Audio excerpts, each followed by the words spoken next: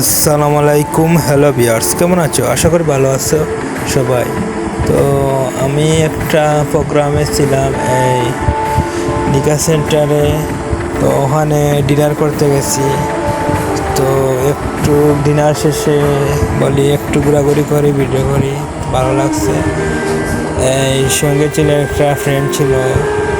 তো আর প্রচুর বৃষ্টি ছিল, তো 2 থেকে 3 ঘন্টা দিছে এই বৃষ্টিটা। আর আমরা তখন এখানে বসে ভিডিও করতেছি, সময় যাচ্ছে না, মোবাইলটা পাচ্ছি আর ভিডিও করছি, টাইম পাস করছি, যেটা বলে সেটা।